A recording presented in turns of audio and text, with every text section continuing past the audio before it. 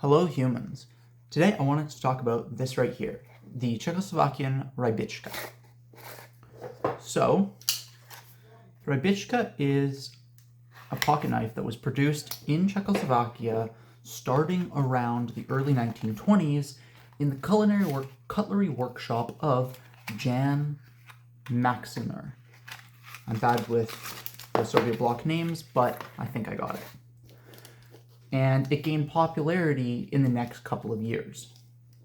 However, due to some, we're going to call it slight instability in and around Czechoslovakia at the time, in the 1940s, so about 20 to 30 years after this knife was first designed and started being sold, the Soviet bloc and the USSR actually ended up taking over Czechoslovakia, which led to Czechoslovakia being forced under the laws of the USSR at the time, which included laws around carrying knives.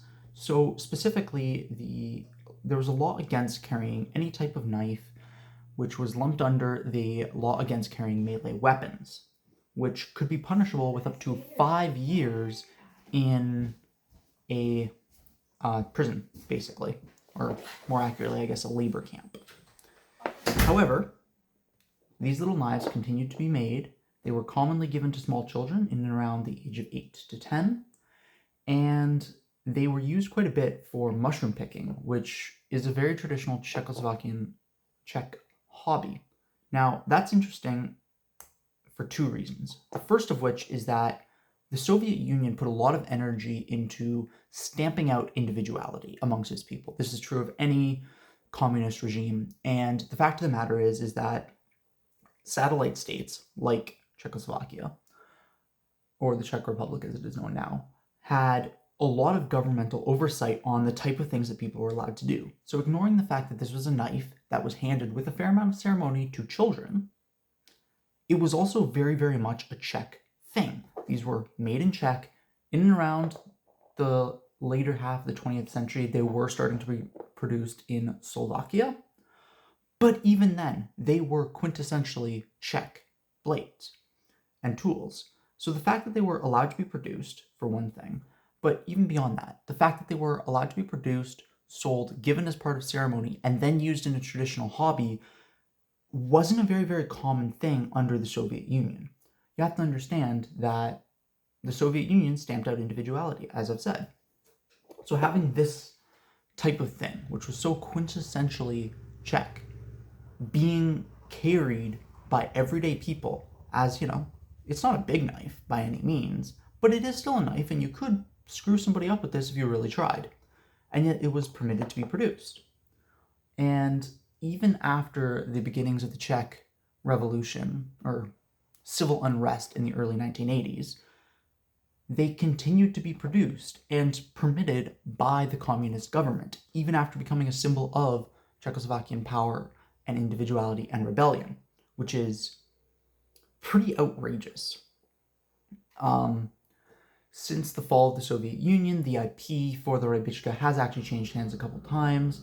As of 2014, it is produced by Mykov, still in the Czech Republic. So in terms of packaging, we have this small cardboard box, which I like quite a bit, and this little plastic bag, which I'm a little bit less of a fan of, but it's very, very minimal amount of waste plastic.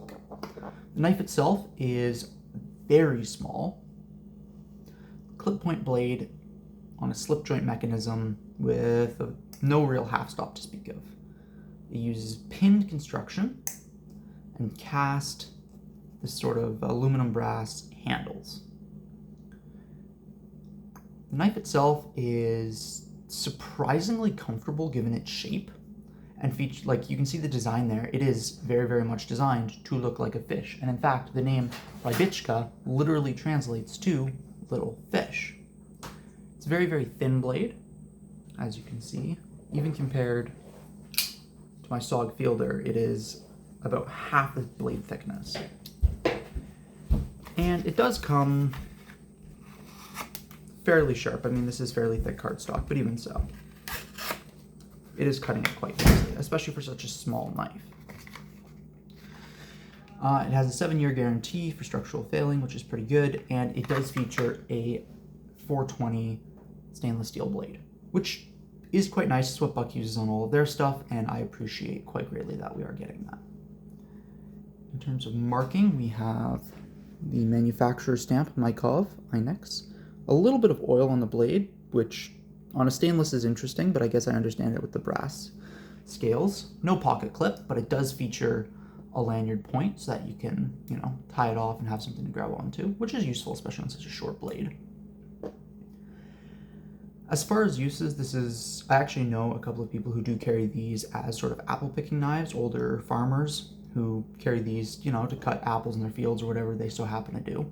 And it is a very, very suitable blade for everyday carry, especially if you don't carry very much stuff. It is very minimal in size. Just as a quick size comparison, here it is next to my Zippo. It is slightly longer and quite literally half the thickness. And, obviously quite a bit slimmer as well.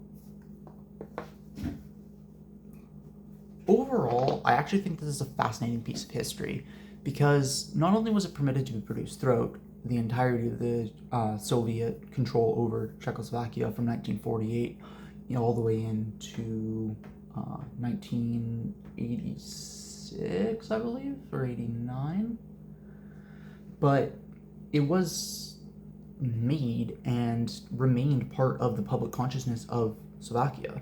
It was a common training tool for children, letting them handle knives in a safe way. And it was very, very common for hobbies, picking mushrooms being the prime example. It is a small knife, it's a slip joint, which makes it difficult to recommend for everyday carry nowadays. But I actually think that if you want to have a completed knife collection, you need historical pieces such as this one right here. And I think that this is an absolutely gorgeous example. The other thing is that it is $9 Canadian. And that's including shipping and handling, everything. This got to my doorstep for $9 Canadian, which is it's very, very little. That's what, maybe $6.25 US. And for that, you are getting a very, very useful tool that is well-made, pin construction. There's no wobble, nothing like that. It's got a fairly strong spring to it. No half stop, like I said, or no real half stop. It's got a little bit of a softer spot there, but a nice powerful spring. I'm not worried that this is going to snap shut on my fingers or anything like that. And it's the perfect size for a keychain knife or something along those lines. So I would consider this a very, very recommendable knife. I think that it's a very, very cool example of the history of a country remaining throughout, quite literally, 3 different forms of government. That's all I really have to say about it. Stay safe, have fun out there, peace.